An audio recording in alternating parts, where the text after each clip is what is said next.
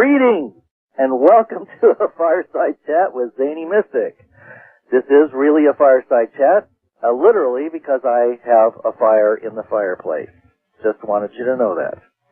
I am your host, the Zany Mystic, also known as Lance White. Tonight, I'm delighted to welcome back a good friend, Daniel Jacob. Daniel is a conscious channel, visionary writer, bioenergy body worker, and all-around student of life. One of his websites, www.thereconnections.net, contains a multidimensional galaxy of metaphysical information. His other group, thestarchildren.com, focuses on the new kids, with metahuman consciousness sometimes referred to as star children, indigos, crystals, rainbows, dolphin, and psychic children. This website offers a haven for self-discovery and exploration for all. He is the father of two sons, ages 31 and 35, and lives in the greater Seattle area of Washington.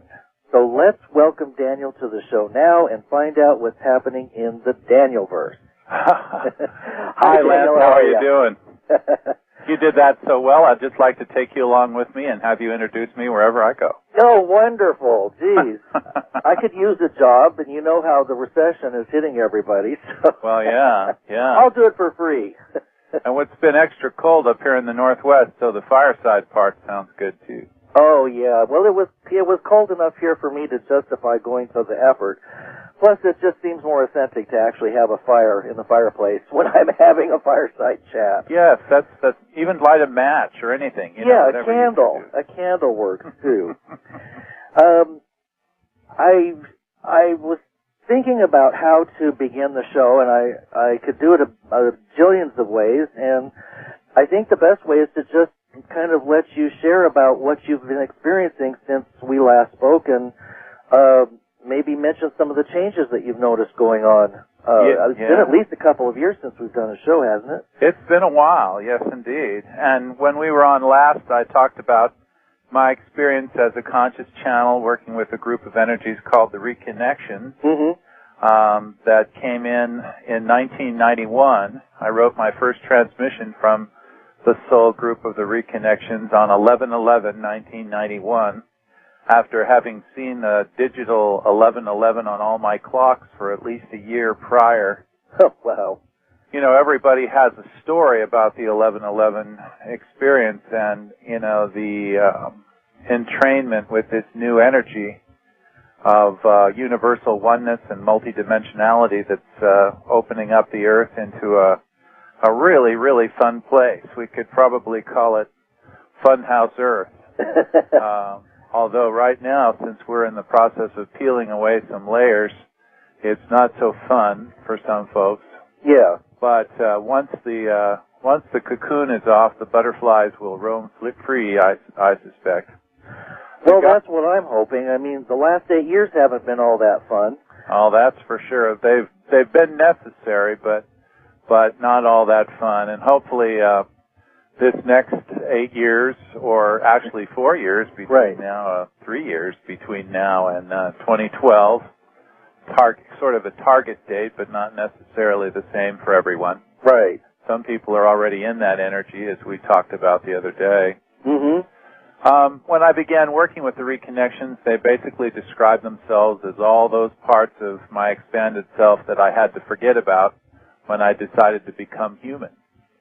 And they challenged me with the idea that I'm not really a human being who has spiritual experiences, but I'm so much more than I think I am, that I'm actually a spiritual being who comes from an expanded state and then has chosen to have a human experience.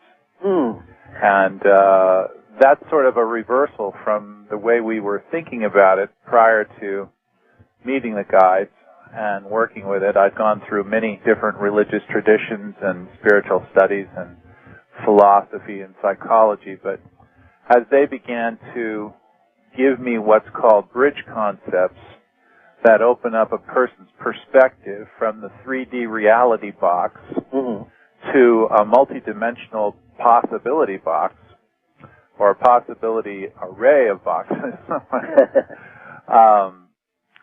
it's been a real eye-opener. And the websites, Reconnections.net and thestarchildren.com, are dedicated to sharing a whole lot of that information that's been coming through since then in the form of transmissions, but also commentaries and articles that I've written about them and others have written. We've had great participation from many people on the discussion forums that we have. We have 2 of those. And then also people who write in poetry or send art. It's powerful to connect with people around the world and realize that what I thought early on was just my own peculiar experiences of awakening, they're actually very universal. And so you're seeing this going on all over the world. Well, I'm not seeing it, but I'm certainly hearing about it. I've seen it happen in some places because we've done traveling to do conclaves and such, but I certainly hear about it. I get fun little letters from people. Sometimes it'll just be anonymous, and they'll just say, what you're writing about is right on. It matches my experience, although I never had words for it. Thank you for giving it words. And so early on, the guide sort of tipped me to what my contract of service would be when I came into this new flow. And it's sort of like a color announcer for the all that is as this goes through. And I'm not the only one. There are many, many, many people that are sharing the different colors of this rainbow experience called ascension or reconnection to source. And we were talking on the phone the other day about symptoms, characteristics, traits, and changes that are taking place inside folks. Yes, yes. And we thought perhaps we might get into that tonight because it's fascinating what seems to be happening as the perceptual filters, or what we call veils, are peeled away a little bit at a time. All this stuff that people thought might be arriving from another planet or another dimension, it's all right there, and it's always been there. It's just that these perceptual filters, almost like glasses we've been wearing, have kept us focused into specific realities that we decided to try out as human beings. And then as we become meta-human, as we begin to open up our senses and our eyes to the rest of who we are, then the possibilities just expand. And we see shadows of it coming out in like the movies and TV, and we see it coming out in the literature of the day. Well, I was reading your story about your own self-discovery on the Star Children site, and you mentioned several movies. One of them was the one with Robbie the Robot, and another one was The Contact. And you mentioned the Spielberg movie Taken, which I just recently watched just days ago. Oh. And I absolutely fell in love with that movie. It is so beautifully, I mean, it's like that's exactly what's happening. You couldn't get too much closer, you know. And then the new movie that came out with the remake of The War of the Worlds was rather interesting, too. It was. It created a whole different scenario, a somewhat different scenario for the Martian invasion, just as the remake of The Day the Earth Stood Still. Oh, that's it, yes. Happened, too. It like added dimensions to it, but it didn't it didn't repeat what happened before. So I always say to people when I talk about The Day the Earth Stood Still, is you don't take one of them without the other, You add in, the first one was so classically wonderful, and it happened so early on in 1951. Oh, yeah. Where they were talking about concerns about nuclear war. Yeah. And then the new one talks about concerns about ecology and global warming. Yes. But it added some nice pieces about this sort of strange spacesuit that he had, which was an organic spacesuit that almost looked like a cocoon of some sort. Yes. A chrysalis that he was breaking out of when he came, when they opened him up and he started walking around on the Earth, which was completely different than the original. Oh, yeah. Yeah. And they also lost the robot from this situation. They didn't do much with the robot this time, probably because of limitations in the technical areas. They wanted to use it for other things. But, you know, these things, the Reconnections refer to movies and TV and magazines and so on as dreams of the mass mind. Mm-hmm. And basically the people who are sensitive, who have been given the gift of putting together these stories, the storytellers like Spielberg, wow, what a guy. Mm-hmm. They bring this in from the you might say the mass consciousness, the subconscious that kind of flows across the planet. They bring all this in, and it's almost like here's a clue, you know, here's a key. And so we kind of chew on that a little bit, and we're given a buffer in the fact that we say, well, it's only a movie. Yeah, yeah. Just like dreams, you know, we say, well, it was only a dream. Yeah. But really the difference between dream reality and waking reality is simply the density of the representation of it, certainly doesn't take away from the reality of it. The multiverse, as the Reconnections talk about, is this vast collection of alternative realities that represents and honors every belief that ever could be and then some. Huh. And so when people talk about the multiverse, we're talking about, you see a picture of a house, and then you see a picture of that same house in the rain, and you see a picture of that house empty, and you see a picture of that house filled with children. And one house, you know, a whole spreadsheet of houses. Huh.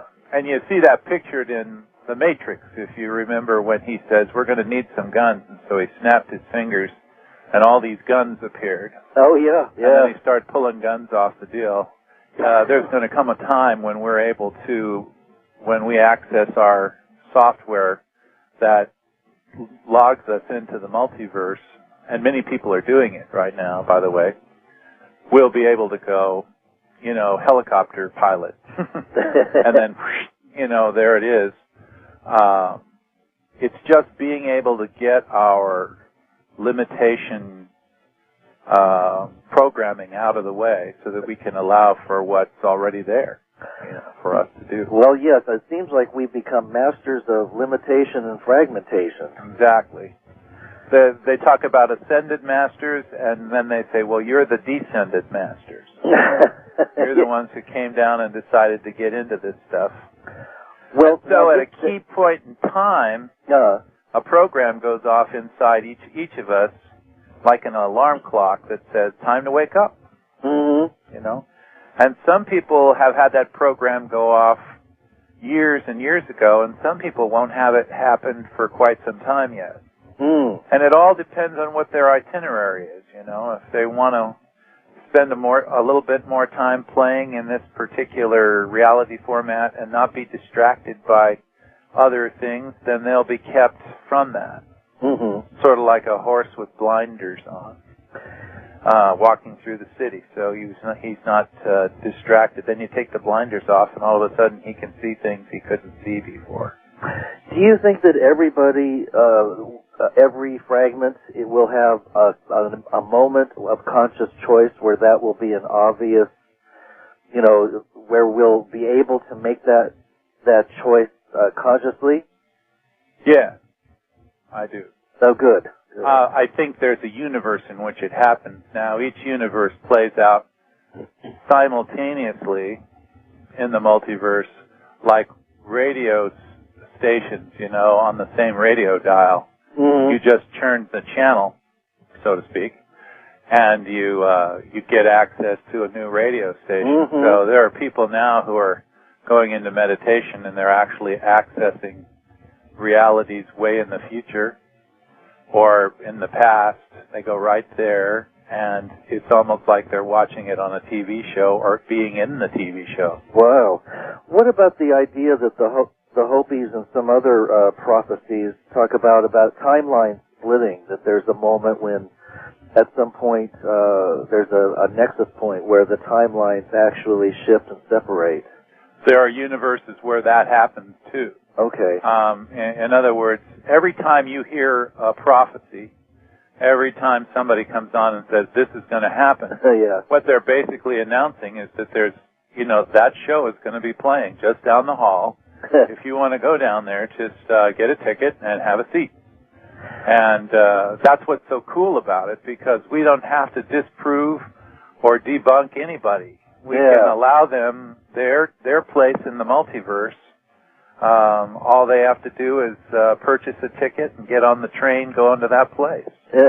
Even if it's a pretty terrible place to go. Well, and there are some people who are really interested in that. Yeah. They're looking for the possibility. Maybe they've got guilt stuff that they want to explore. Yeah.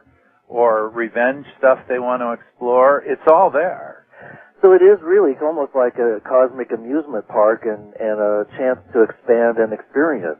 Right. Or one of the transmissions talked about the cosmic video store. I like and you can just go check out a video, except the difference between a multiversal video and one of these ones we have is you can actually step into that video.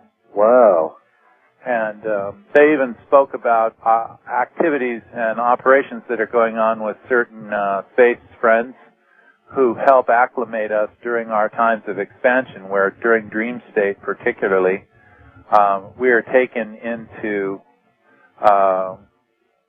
you might say, a hyperspace kind of a situation, and we are allowed to, our personalities are kind of laid out like pieces of an engine, like a mechanic would be working on the engine, and let's say you've got a part over here that has to do with your creative self, and a part over here that has to do with your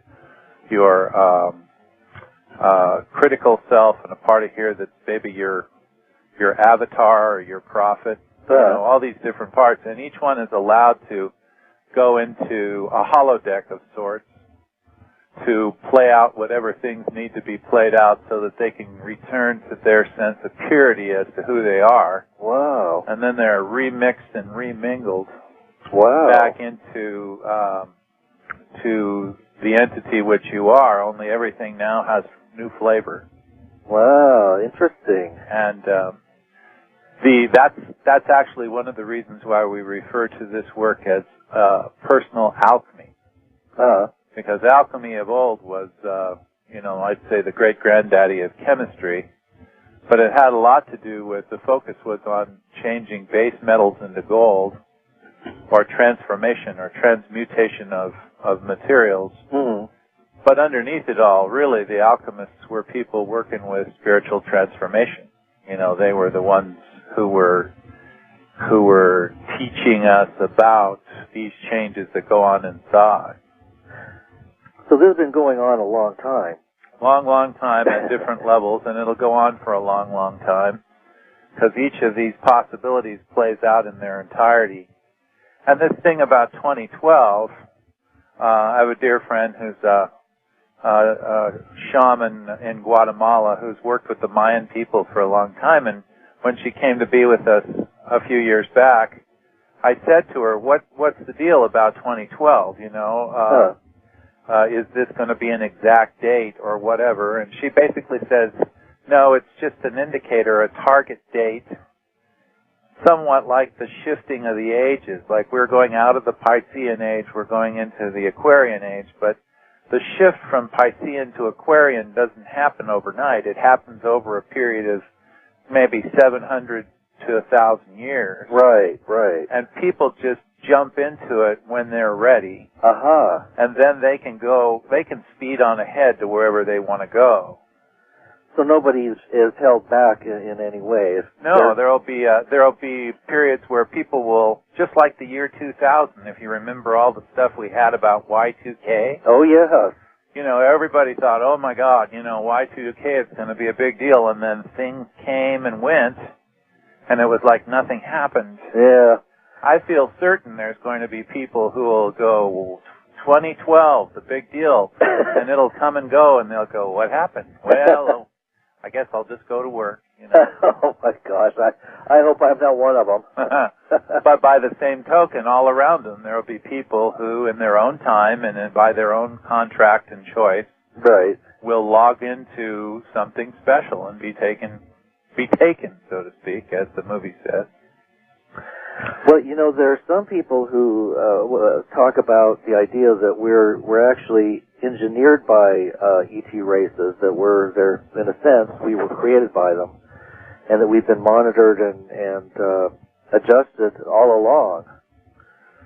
That is another viewpoint. I mean, you can use that as a governing viewpoint if you like.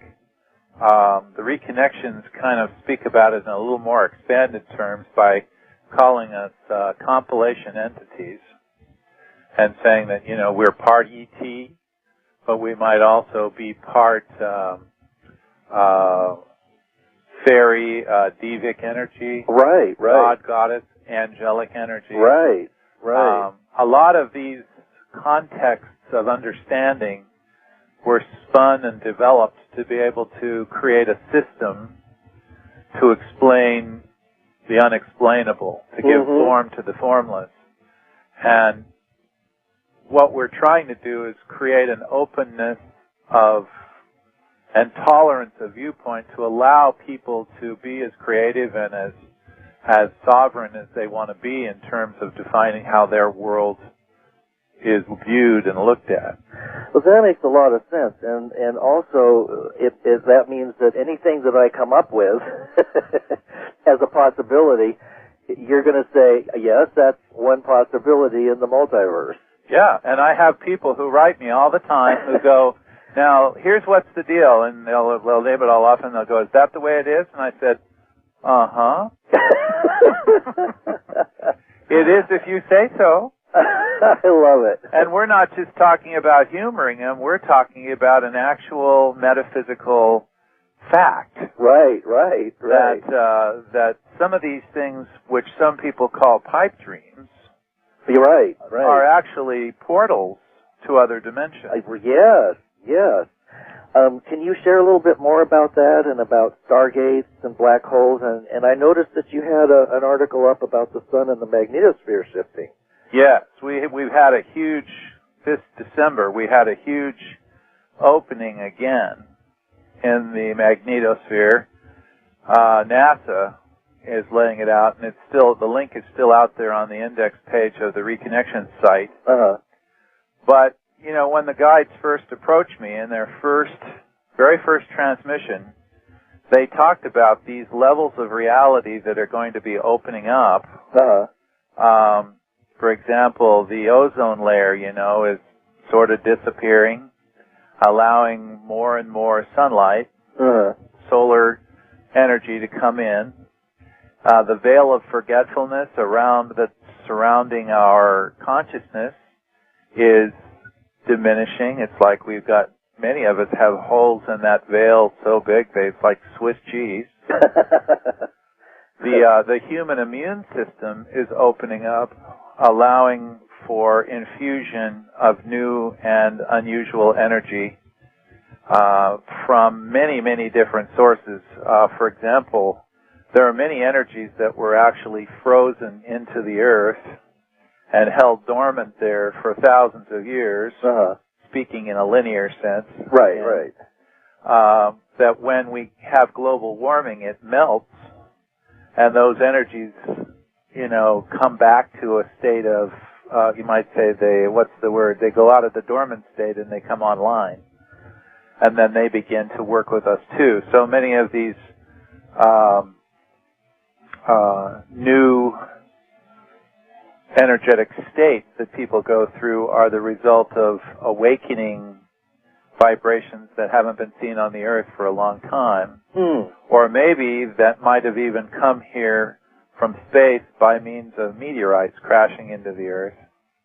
And as the sun continues to heat that up, the whole planet becomes like a cauldron in which all of these essences and elements that have been maybe sleeping for a long time are reactivated, reawakened, and we have this continuing evolution of vibrational stuff. And is it any wonder why people are going through all kinds of physical changes inside themselves from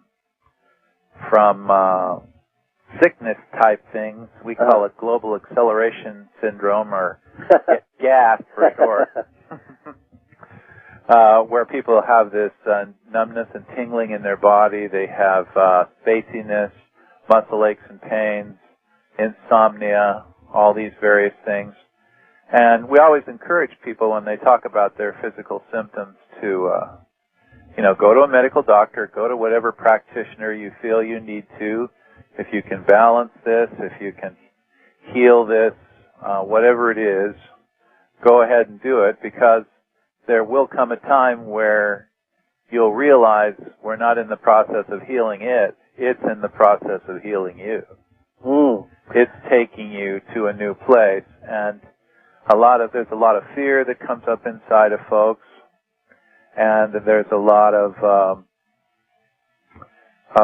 anxiety about everybody wants change, but then they get afraid when the things start changing. Yes, yes. Well, it's like walking up to the cliff and not knowing whether you're going to be able to fly or not. Exactly.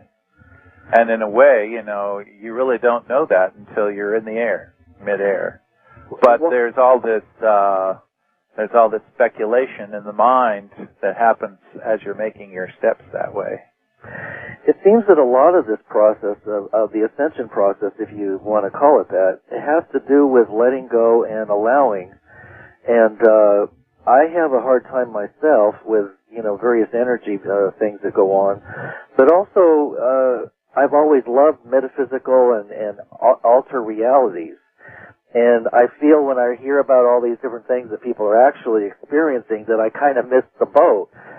But I guess that was the path that I chose, and that when it's time for those switches to be turned on, they will be, I guess. Is that how it works? You brought up a really good thing there, and I guess that's the next part about what I'd like to talk about the guides are emphasizing now. Okay. The perceptual shift that needs to take place as we continue to lift our vibration. Sooner or later, we've got to understand that we are one with each other. We are many, but we are also one. Mm-hmm. And each of us, when we look at our world, what we see in our world is really a reflection of some aspect of ourself. It's as though our reality is a multidimensional crystal with many facets, and each facet presents us with a mirror that tells us a little bit more about our multidimensional self. So you're walking down the street and someone comes up to you and says, "My gosh, I was just visited by a spaceship last night." And the tendency, if we're in separation consciousness, is to go, "Oh, why him and not me?" Yes, yes. But the insight the guides are bringing to us, and I have to be reminded of it all the time, is that is a fragment of you that just came to you and said, "Hey, guess what happened?" Yes, yes. Yep. And if we're in a reconnected mindset, we can go, "Hot dog, guess what we're doing?" Yes, yes. And in fact, his complete experience of being lifted up into that ship and so on and so forth is available at the Cosmic Video Store. Yeah. and at the time, and space where you're ready to integrate that, you'll be able to do it as self. You'll be able to project right into the center of that. Yes. And do it as self. Now so they're encouraging us now in this 3D, sort of ambient 3D reality we're in, to begin trying to think this way before it actually starts happening. Okay.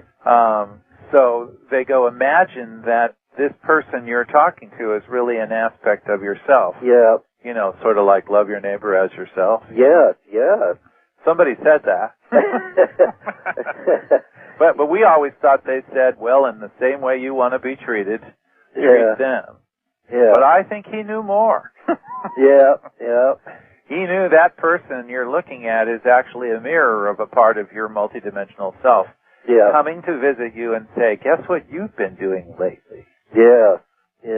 Now, this would be true of sitting and watching CNN on the TV, reading a magazine, talking to someone on the computer. Each person who approaches me, the guides will remind me, this is a part of yourself. Wow. And then when we have a huge emotional reaction to that, like a revulsion, for example, if somebody says, "Oh my gosh, how could anybody do that?" Like a mother who drowns her children, or someone like that. They encourage us to say, realize that this is part of the collective shadow. And everybody has a part in this. Everybody is sharing in this. It's not like you went out to drown your children, but how many people have said to their kids, I could kill you? Yes. Or had it said to them. So there's part of that collective shadow, which that's a term that was originally coined by Carl Jung, who is actually part of the soul group of the Reconnections. Over the years, both Freud and Jung and several others too. Wow. Contribute tones into the energy. Wow. Incredible. I haven't had any conversations specifically with them, and I don't channel them per se, but their influence is very felt in there, in a lot of the teachings. But the shadow work that you would be doing would be to just challenge yourself inside, okay, what part of me might this represent? Maybe I don't have a memory of actually physically killing someone, but have I ever had hatred, in my heart? Have I ever carried that? And then realize that there are extreme expressions of everything. And you just open yourself to the degree that it's possible to be able to realize that the human condition is made up of dark things, light things, and many things in between. That we're not all one thing or the other, but we're a huge collation of many different traits. Some of them animal traits, some of them vegetable, some of them mineral, and many of them divine. Wow. And so we are, you might say, the meeting place for all these kingdoms and realms to come together and produce these compilation beings called human beings. And as you said, that everything that happens in our life is a personal mirror, which is reflecting perfectly back everything we need to know. And we learn how to interpret that a lot through what I call metaphorical or allegorical thinking, through symbolism. So you look at something and you see how it appears and you say to yourself, okay, now what could this be symbolizing about me, or what message is this carrying for me? And that is, they call that spatial thinking. Yes. And it's one of the key attributes for the children of the New Earth, be they indigos or crystal children or star children. The ability to be able to think in that way. Yeah, I've been doing a lot of that lately. Yeah. Almost as if everything is a metaphor. Yeah, you're personalizing then. You're personalizing the universe. Yeah. For example, our economy is going through huge changes. And so I began writing a series called Shifting Energy, Shifting Values. So that the key to understanding why the monetary system is dancing all over the place is to understand that we're changing our value system. We're shifting from materialism to metamaterialism. What would you call it? We're starting to understand that each of us is source for our life experience, that it's not a matter of how much money can you gather in or how much even that you can earn, but it's more along the line of as you think it in your heart, that's the way your universe will begin to order itself. Wasn't an aspect of that that humanity as a whole chose to give its power away to a few elite, and allow them to kind of take control over it for a while? Yep, it's another game. It's another one of the games at the amusement park. So and there are people who want to go through lifetimes. They say, okay, what would it like to be a slave, Right. What would it be like to be a king? What would it be like to be a pauper, to be an artist, to be a woman? Yeah. To be a man, to be a child. All these experiences are there and open to us, and if we were to understand ourselves at the soul level, we would understand the tremendous curiosity and hunger for experience that is present, that gives birth to all these strange and unusual lifetime experiences that people are having. Yes. It's like it's a laboratory, and the souls are all standing up there going, now what would this look like if we did that? Yeah. Let's create a platypus, Well, right now we're kind of seeing a lot of extinctions going on. What do you think we're creating there? Maybe a lot of extinctions, did you say? Yes, of various species, including ourselves. Yes, the possibility of extinction. Well, they mentioned that in the War of the Worlds. He said, you think this is your planet? I love that line. And really nothing ever goes away, but sometimes, just as in a stage play, you'll have something or someone simply walk off stage for a while. Yeah. And then when the time comes, when their cue comes up, they walk back in. Yeah. Well, don't the Hindus have a thing that they talk about where at the close of an age, God comes out and he bows, and then as he turns and walks away, a whole new the other face is seen? I'm not familiar with it, but it sounds good to me. Yeah. One thing I wanted to ask you that has been coming up in my own group at Yahoo a lot, a big discussion about karma. Somebody mentioned that during the harmonic convergence, all karma was released, and there is no more. Is there karma in the first place? I mean, how are we responsible for our actions? Well, you might say that karma is a separationist view of multidimensionality before we were ready to handle the idea of multidimensionality, simultaneous parallel existence. Karma sees it more in a cyclical type way, so it's viewed in a time continuum.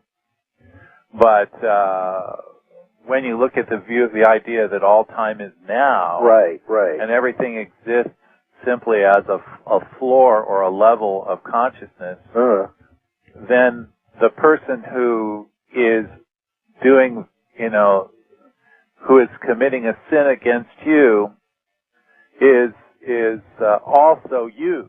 Yeah. And so the perpetrator is the victim, and the victim is the perpetrator simultaneously. Right. At different levels of reality. Right.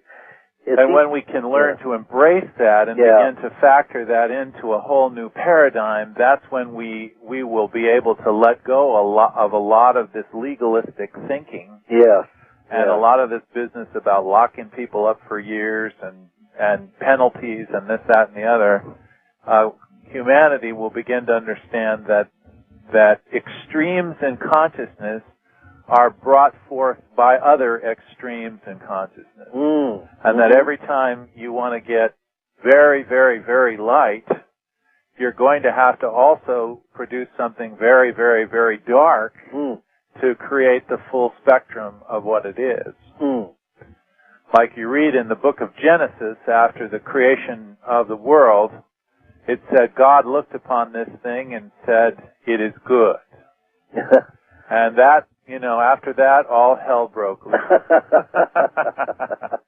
It was downhill ever since. Well, because, the creation of something to say this is good automatically invokes its opposite. Exactly. To come in and complete the picture. Exactly. So when people think of ascension, they think we're going up, like we're going up to a castle in the sky. Yeah.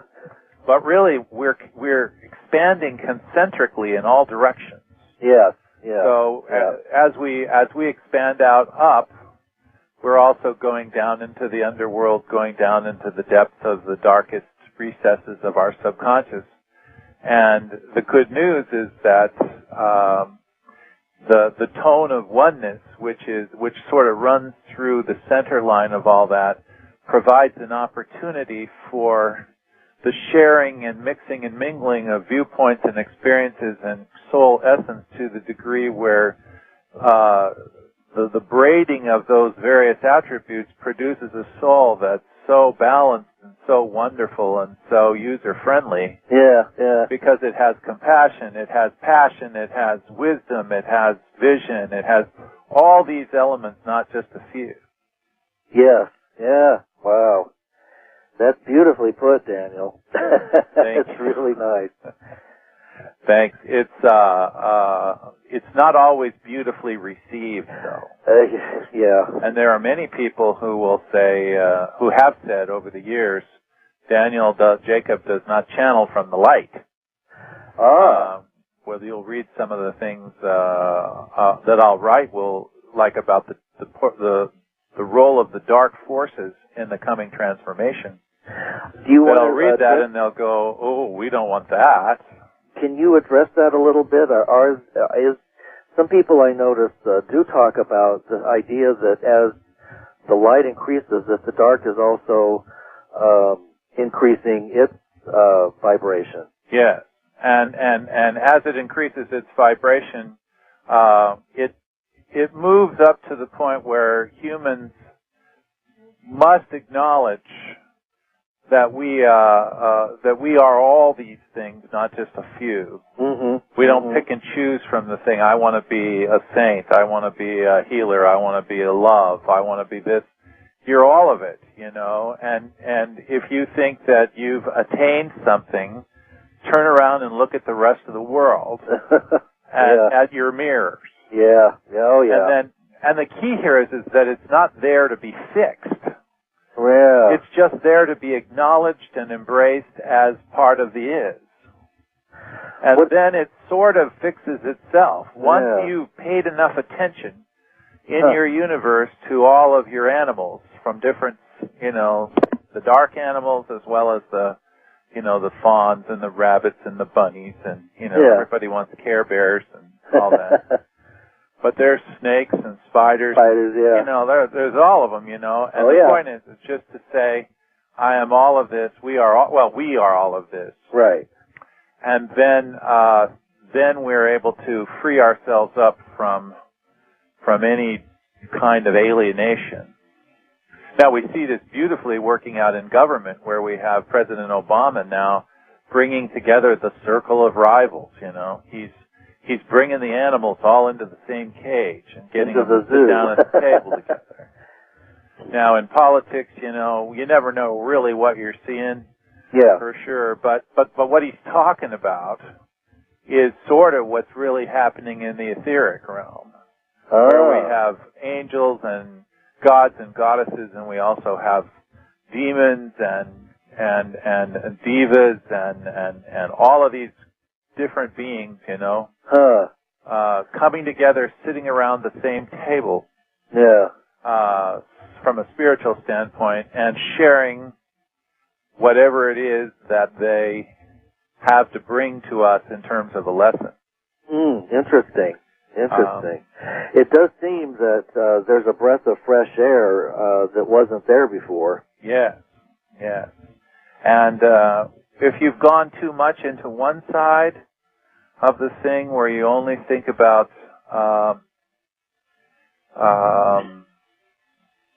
the lighter type things of life, the happiness, the prosperity, the love, the peace, then oftentimes Spirit will bring a dark line through that and bring some tragedy into the situation, so that there is a peaking of conflict and interest. It's like, that's what makes a good movie. Yeah, that's right. That's right. Is they set you all up and you say, oh, isn't this the sweetest little thing? And then, they bring the villain in. Yeah.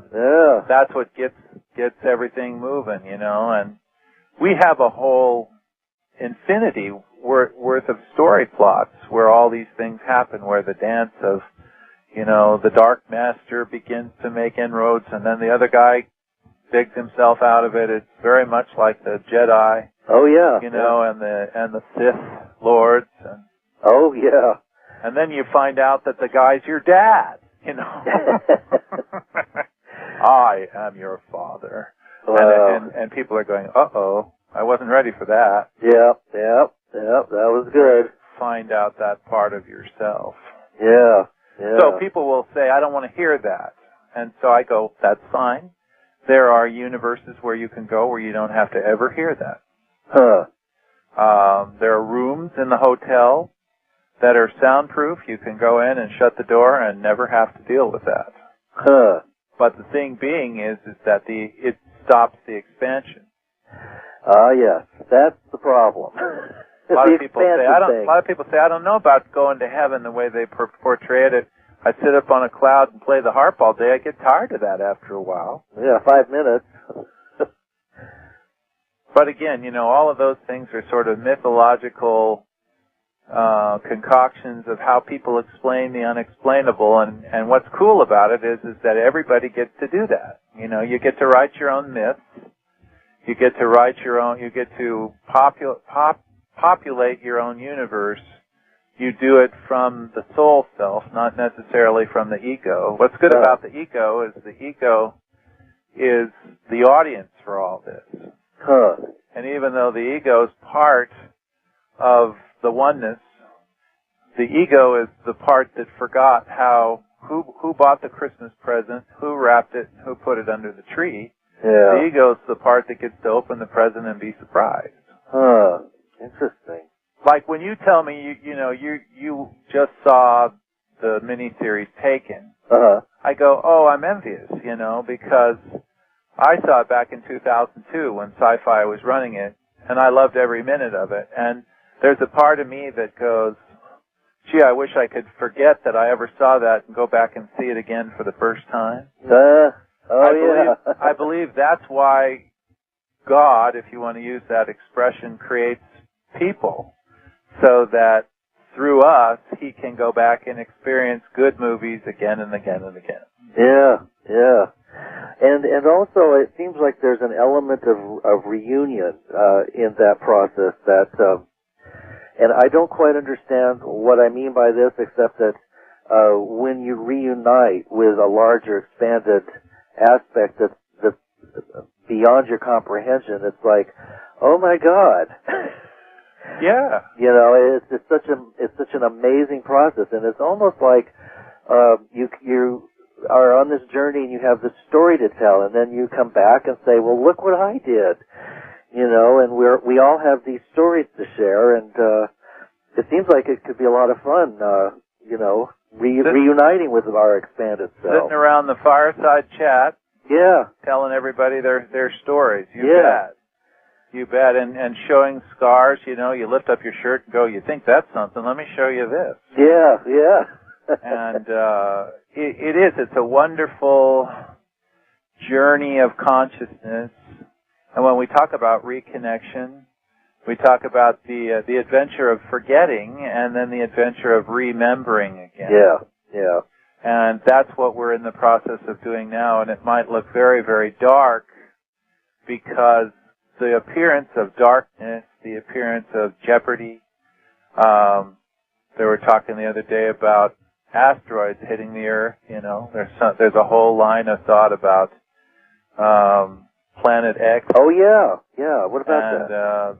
And how the government's trying to put all that stuff together and this, that, and the other. And and the feeling of jeopardy is what gets us heated up. And as we get heated up, we burn away the veils that have been hiding our eyes. And so just as we reach, that's really the source of planetary warming, what you call global warming, is the heat that's generated by the energy going up our spine, which the yogis call kundalini. Right. And when the heat generates, every part of our reality reflects this heat because, remember, reality is our mirror. Huh. Could that be referred to as the process of purification by fire? Absolutely. Okay. Purification by fire, that's a kind of an alchemical term in the fact that they would take these metals and they would heat them up to tremendous heat, over a furnace, and then they would spoon out the various elements to create this particularly precious element they call the Philosopher's Stone. Mm-hmm. And the Philosopher's Stone is supposedly symbolized most of the time by gold because of gold's malleability. Mm-hmm. But I truly believe that the Philosopher's Stone, from a metaphysical standpoint, has to do with this intersection between multiplicity and oneness. Yes. Which will literally help you transform anything into anything else by simply moving through it and seeing the commonalities and shifting the protons and the neutrons and all those things until you get whatever you need. And taken, for example, the visitors, the star visitors, they had the ability to manifest as a spaceship, mm-hmm. as individuals, or they could change their form so they could look like humans. Yes, yes. I believe there are people on the planet today who are doing this. I do too. Who might even be listening to this program. Yes, I agree with you on that one. And Lance and I would like you to send us instructions right away. Please, please. Be the quickest way to lose weight. if you wanted to do that. That is, I mean, all my life I've been attracted to all of that kind of stuff. And I think that's a common theme among those of us who, have this kind of starseed consciousness. Mm-hmm. Exactly. So all these changes are coming in to individuals at different times and in different ways, according to their own plan, which was set in motion when they stepped onto the 3D plane of consciousness. And all learning is remembering. I often say to the star kids, do you feel depressed and lost and completely without resource? Uh-huh. Realize there's nothing wrong with you that complete remembering won't fix. And that's really true of all of us. The more we remember, the less gravity we give to these puny things that torture us day in and day out. And the more wonder and awe we're filled with as we stand back and look at the big picture. Yeah, absolutely. What about the idea of different densities? For instance, a lot of people say that, in the channeling world, that we're headed for fifth density consciousness or possibly sixth or even higher. Are those just labels for states that they're all philosophical systems, and again, each of them works because there is a room for each of the systems in there. Like if you were to talk to Robert Monroe's people who work with the hemisync tapes, right? And they have levels of reality that they've worked out in their conscious astral travels, going on out to 37 and beyond. Wow. There are other people that delineate it differently. When people sit down and tell me their system, I just go ahead, tell me the story. I like to hear it. And if there's something in it that's resonant with me, then I might keep that part of it. Yeah, yeah. But I don't have to prove or disprove their system because in the multiverse everything is true at some level. Yeah, yeah. The idea is everything's real, but everything may not be relevant to you. Yeah, yeah. So why waste your time fighting it when you can just allow it and then move on to what does attract you, what does excite you? Absolutely right. It's kind of like the anti-meme saying, life is a banquet and most poor suckers are starving to death. Exactly. And you can pick and choose from the banquet table. You don't have to like vegetables if you don't. You can eat meat, and there might even be squid there. I don't know. Oh, my older son loves anything exotic like that. Jellyfish, squid. I think he was a native of something. He is in another life, I'm sure. But anything exotic, he'll eat it. Wow. Doesn't matter. But this is a lot of what we talk about when we on the site, and I try to put up a basic continuum of an explanation of the reconnection journey as I understand it. Once again, I don't claim that's the only model. There are lots of models out there, and I always encourage people to create their own, because eventually that's what's going to have to happen anyway. You're always going to be creating your own. But until then, we get a little shy about that, so we'd rather listen to somebody else and read their instructions. Yeah. Until absolutely. we get to the adolescent stage where we go, forget this, I'll do it myself. So I put stuff out there, and then we have transmissions about what's the upcoming stuff. The Star Children there's a CD that explains the Star Children journey that's available through the site. Wow.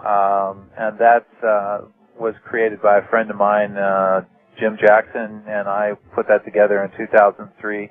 A lot of people have been blessed by that story, which came through in 1997, directly from the soul group of the Star Children, who basically said if the reconnections are all those parts of yourself you had to forget about to become human, we represent all those parts of your inner magical child you had to forget about to become an adult. Well, this sounds like a good time to segue into finding out, or having you mention to the listeners where they can find all of your sites and your group, too. Exactly. www.reconnections.net is the website for the Reconnections channeling. www.thestarchildren.com has both of them have access to listening to samples of the CD and being able to obtain that there. I also do readings and consultations with people over the principles. They have sessions with the guides, and they can talk to them and work through some of their own process, again, more as an example of what's possible, and an encouragement for them to go out and begin to make their own connections, Right.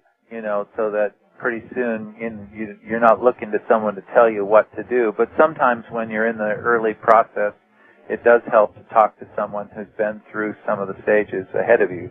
Absolutely. And I check your site, thereconnections.net, frequently because your material just blows me away. It continues to expand my consciousness and delight and challenge. And I just want to thank you for all the wonderful work you do and for sharing yourself with all of us on the show tonight. Thank you. And we do have on that site, by the way, reconnections.net, there are links to the Yahoo discussion groups, too. Good. And you've been an important part of our Star Child Yahoo discussion group for a long time. So we invite people to come on out and meet people from around the world, Star Kids and or other spiritual seekers who they can fellowship with. Wonderful. Thanks for having me. It's always fun to talk to you, Lance. I love talking to you, Daniel. I look forward to the next one too. It just seems like we're old friends and we go back a bajillion years. A jillion years. Thanks a lot, Daniel. Thank you. Have a wonderful weekend, and thanks to all the listeners. And good night, everybody. I'm actually a spiritual being who comes from an expanded state and then has chosen to have a human experience. And that's sort of a reversal from the way we were thinking about it prior to meeting the guides and working with it. I'd gone through many different religious traditions and spiritual studies and philosophy and psychology, but as they began to give me what's called bridge concepts that open up a person's perspective from the 3D reality box to a multidimensional possibility box, or a possibility array of boxes. It's been a real eye-opener. And the website's reconnections.net, and the starchildren.com are dedicated to sharing a whole lot of that information that's been coming through since then in the form of transmissions, but also commentaries and articles that I've written about them and others have written. We've had great participation from many people on the discussion forums that we have. We have 2 of those. And then also people who write in poetry or send art. It's powerful to connect with people around the world and realize that what I thought early on was just my own peculiar experiences of awakening, they're actually very universal. And so you're seeing this going on all over the world. Well, I'm not seeing it, but I'm certainly hearing about it. I've seen it happen in some places because we've done traveling to do conclaves and such, but I certainly hear about it. I get fun little letters from people. Sometimes it'll just be anonymous, and they'll just say, what you're writing about is right on. It matches my experience, although I never had words for it. Thank you for giving it words.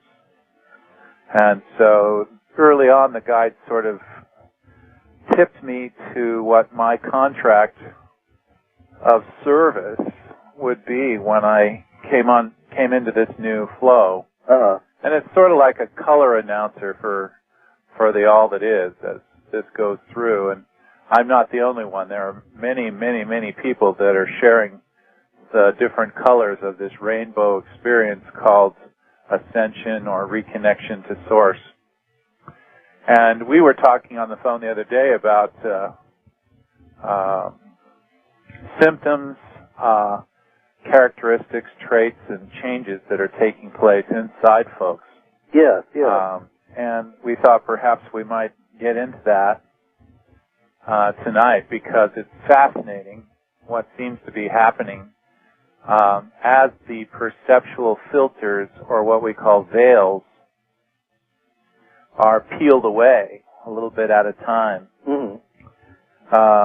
All this stuff that people thought might be arriving from another planet or another dimension, it's all right there, and it's always been there. It's just that these perceptual filters, almost like glasses we've been wearing, have kept us focused into specific realities that we decided to try out as human beings. And then as we become meta-human, as we begin to open up our senses and our eyes to the rest of who we are, then the possibilities just expand, and we see shadows of it coming out in like the movies and TV, and we see it coming out in the literature of the day. Well, I was reading your story about your own self-discovery on the Star Children site, and you mentioned several movies. One of them was the one with Robbie the Robot, and another one was The Contact.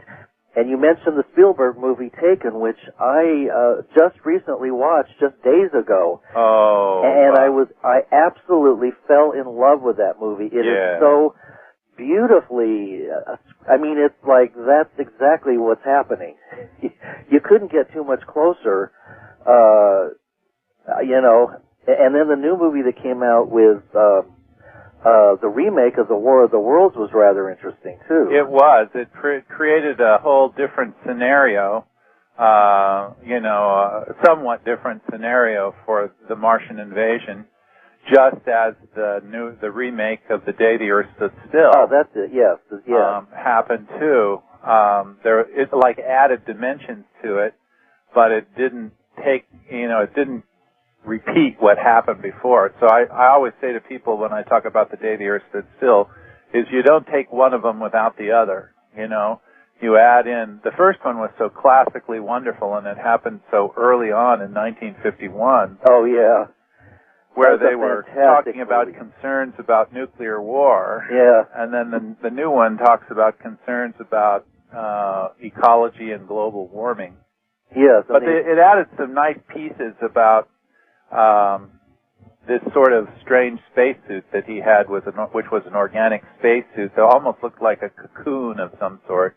Yes. A chrysalis that he was breaking out of when he came, when they opened him up and he started walking around on the Earth, which was completely different than the original. Oh, yeah. Yeah. And they also lost the robot from this situation. They didn't do much with the robot this time, probably because of limitations in the technical areas. They wanted to use it for other things. Greetings, and welcome to a Fireside Chat with Zany Mystic. This is really a Fireside Chat, literally because I have a fire in the fireplace. Just wanted you to know that. I am your host, the Zany Mystic, also known as Lance White. Tonight, I'm delighted to welcome back a good friend, Daniel Jacob. Daniel is a conscious channel, visionary writer, bioenergy body worker, and all-around student of life. One of his websites, www.thereconnections.net, contains a multidimensional galaxy of metaphysical information. His other group, thestarchildren.com, focuses on the new kids, with metahuman consciousness sometimes referred to as star children, indigos, crystals, rainbows, dolphin, and psychic children. This website offers a haven for self-discovery and exploration for all. He is the father of two sons, ages 31 and 35, and lives in the greater Seattle area of Washington. So let's welcome Daniel to the show now and find out what's happening in the Danielverse. Hi, Lance. How are you doing? You did that so well. I'd just like to take you along with me and have you introduce me wherever I go. Oh, wonderful. Geez. I could use a job, and you know how the recession is hitting everybody. So well, yeah. I'll do it for free. And it's been extra cold up here in the Northwest, so the Fireside part sounds good, too. Oh, yeah. Well, it was cold enough here for me to justify going to the effort. Plus, it just seems more authentic to actually have a fire in the fireplace when I'm having a fireside chat. Yes, that's even light a match or anything. Yeah, a candle. A candle works too. I was thinking about how to begin the show, and I could do it a jillions of ways, and I think the best way is to just kind of let you share about what you've been experiencing since we last spoke, and maybe mention some of the changes that you've noticed going on. It's been at least a couple of years since we've done a show, hasn't it? It's been a while, yes, indeed. And when we were on last, I talked about my experience as a conscious channel working with a group of energies called the Reconnections that came in 1991. I wrote my first transmission from the soul group of the Reconnections on 11/11/1991. After having seen the digital 11/11 on all my clocks for at least a year prior. Oh, wow. You know, everybody has a story about the 11/11 experience and, you know, the entrainment with this new energy of universal oneness and multidimensionality that's opening up the Earth into a really, really fun place. We could probably call it Funhouse Earth. Although right now, since we're in the process of peeling away some layers, it's not so fun for some folks. Yeah. But once the cocoon is off, the butterflies will roam free, I suspect. Well, that's what I'm hoping. I mean, the last 8 years haven't been all that fun.